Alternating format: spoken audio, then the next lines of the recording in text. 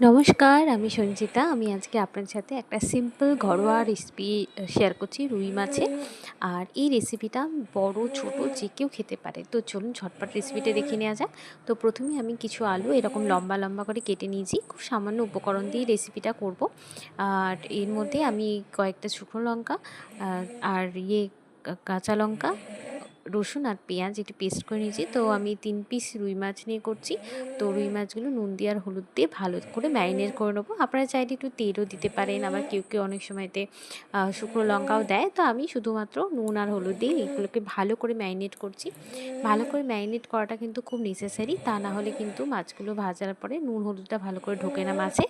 আর আরেকটা এখানে একটা কথা বলে রাখি, যদি কারোর মাছ অনেক সময় ছিটকায় না তেল, সেইটাতে অসুবিধা থাকে, তার জন্য আপনারা কিন্তু এই পর্যায়ে একটুখানি তেলও এটার সাথে মাখিয়ে নিতে পারেন, তাহলে সেটা সমস্যা হবে না। তো যাই হোক, এবারে আমি একটা ননস্টিকের প্যান নিয়েছি, সেখানে কিছুটা তেল, সর্ষের তেল আমি ভালো করে গরম করে নিচ্ছি। আপনারা কড়াই যে কোনো লোহার কড়াইও করতে পারেন। তারপরে মাছগুলো আমি এক এক করে ভালো করে ভেজে নেব।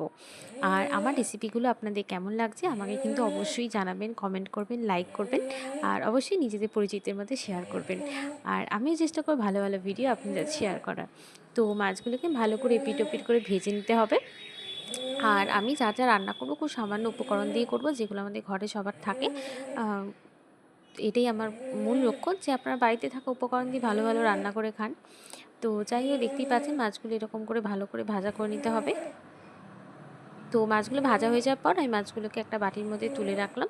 এরপরে ওই কড়াইয়ের মধ্যে যে আলুগুলো কেটে রেখেছিলাম, সেই আলুগুলোকেও ভালো করে হালকা একটু গোল্ডেন ব্রাউন হওয়া পর্যন্ত ভেজে নেব।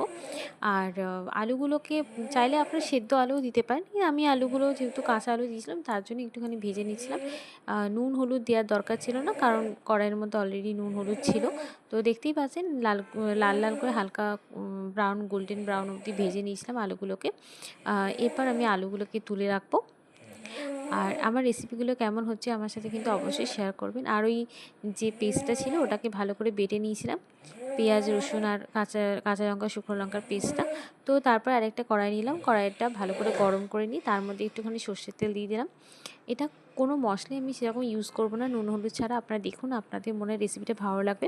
আর আমি যেহেতু এটা রান্না করে নিজে খেয়েছি, তাই বলতে পারি রেসিপিটা কিন্তু সত্যিই খুব সুন্দর হয়েছিল, টেস্টি হয়েছিল। তো যাই হোক, তো কড়াইটা গরম করে ভালো করে সর্ষের তেলটা কড়াইয়ের গায়ে লাগিয়ে নেব।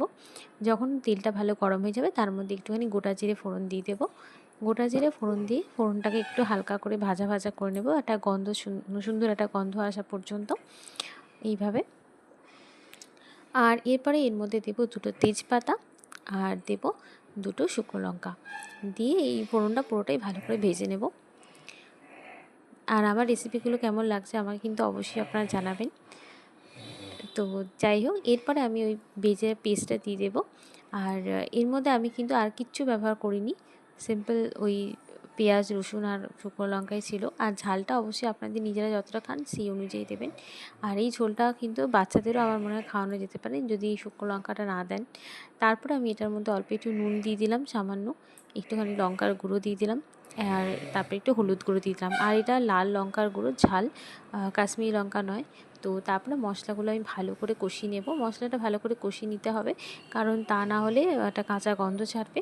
আর মশলা কিন্তু পরিমাণ খুবই অল্প। আমি কিন্তু অর্ধেকটা, একটা বড় পেঁয়াজের অর্ধেকটা পেঁয়াজ দিয়েছি আর ৫-৬ কোয়া রসুন দিয়েছি, এর বেশি কিচ্ছু দিইনি। আর এরপর আমি আলুগুলো দিয়ে দেবো, যে আলুগুলো আমি হালকা করে ভেজে রেখেছিলাম। এই আলুগুলো দিয়ে এটাকে ভালো করে নাড়াতে হবে। আলুগুলো যেন মশলার সাথে ভালো করে কষে যায়। তো এই সময় ভালো করে মশলাটা কষানোর পরে বেশি জল দেওয়ার দরকার নেই, আলুগুলো দিয়ে কষাবেন। দেখতেই পাচ্ছেন আমি যেমন করে কষালাম। এরপরে কিছুক্ষণ আমি চাপা দিয়ে রেখে দেবো, তাহলে কিন্তু ভালো করে মশলাটা আলুর সাথে মানে মিশে যাবে। আর রান্নাটা একটুখানি লো ফ্লেমে করবেন। দেখতেই পাচ্ছেন কিছুক্ষণ চাপা দিয়ে রেখে দেওয়ার পর আলুটা সাথে ভালো করে মশলাটা মিশে গেছে আর মশলাটা একটু হালকা ধরা ধরা হয়ে গেছে। এই সময় এটার মধ্যে আমি কিছুটা জল অ্যাড করে দেবো। দিয়ে কিন্তু চাপা দিয়ে আবার কিছুটা, এই যে এটা মশলা ধোয়া জলটা, এই জলটা সামান্য জলে অ্যাড করেছি, দিয়ে আরও কিছুক্ষণ আমি চাপা দিয়ে রেখে দেবো, যেন এটা ভালো করে মিশে যায়। কিছুক্ষণ চাপা দিয়ে রেখে দেওয়ার পরে দেখতেই পাচ্ছেন আলুটার সাথে ভালো করে কিন্তু একটা ভালো গ্রেভি গ্রেভি হয়ে গেছে। আলুটা এই পর্যায়ে কিন্তু সেদ্ধ হয়ে গেছিলো। তো যখন আলুটা সেদ্ধ হয়ে গেল, তখন এরপরে আমি আমার প্রয়োজন মতো জল দিয়ে দেবো, যতটা আমি ঝোল রাখতে চাই। আর যদি আলু বেশি না গলে থাকে তাহলে এই জল দিয়ে যখন এই চাপা দিয়ে রাখবেন গলে যাবে। এরপরে আমি কয়েকটা টমেটো এভাবে কেটে রেখেছিলাম, সেই টমেটোগুলো ঝোলটার মধ্যে মিশিয়ে দিলাম।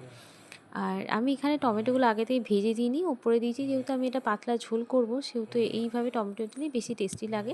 তারপরে কিছু ধনেপাতা ছিল বাড়িতে, সেই ধনেপাতাগুলো দিয়ে দিলাম। এগুলো অপশনাল, না থাকলেও কোনো অসুবিধা নেই। ধনেপাতাটা পুরোপুরি অপশনাল, কারণ এখন ধনেপাতা তো সচরাচর খুব একটা পাওয়া যায় না। শীতকাল হলে বেশি ভালো হতো। যাই হোক, তারপরে আমি ওপরে কয়েকটা কাঁচা লঙ্কা ছিঁড়ে দিয়ে দিয়েছিলাম। তো আপনারাও তাই করবেন। আর আমি যেভাবে দেখাচ্ছি এটাই আপনারা স্টেপ বাই স্টেপ বানাবেন, দেখবেন খেতে অবশ্যই খুব সুন্দর লাগবে। তারপরে আমি কিছুক্ষণ চাপা দিয়ে রেখেছিলাম, দিয়ে ঝোলটা যখন এরকম করে ফুটে যাবে, এই সময় ভেজে রাখা মাছগুলো আমি একটা একটা করে অ্যাড করে দেবো। আর আমি এটা রুই মাছ দিয়ে করলাম, আপনারা এটা কাতলা মাছ দিয়েও করতে পারেন, ছোটো চারা মাছ দিয়েও করতে পারেন, বাটা মাছ দিয়ে করতে পারেন, যে কোনো মাছ দিয়ে কিন্তু এই ঝোলটা ভালো লাগবে। আর এই ঝোলটা জেনুইনলি টেস্টি হয়েছিল, তাই বলছি। আর আপনারাও বাড়িতে প্লিজ এই ঝোলটা আরেকবার বানাবেন, বানিয়ে খাবেন। এর মধ্যে আর কোনো মশলা কিন্তু আমি দিইনি, দেখবেন শুধু এই সামান্য কয়েকটা মশলা দিয়ে ঝোলটা কত সুন্দর টেস্টি হয়। তো যাই হোক, তখন দেখবেন ঝোলটা ফুটে গেলে আমি কিছুক্ষণ চাপা দিয়ে রেখে দিয়েছিলাম। তো এইভাবেই তৈরি হয়ে গেল আমাদের রুই মাছের পাতলা আলু দিয়ে ঝোল। এই ঝোলটা দিনে দুপুরে কোনো অসুবিধা নেই, যখন ইচ্ছা খেতে পারবেন। আর সত্যি খুব টেস্টি হয়। নমস্কার।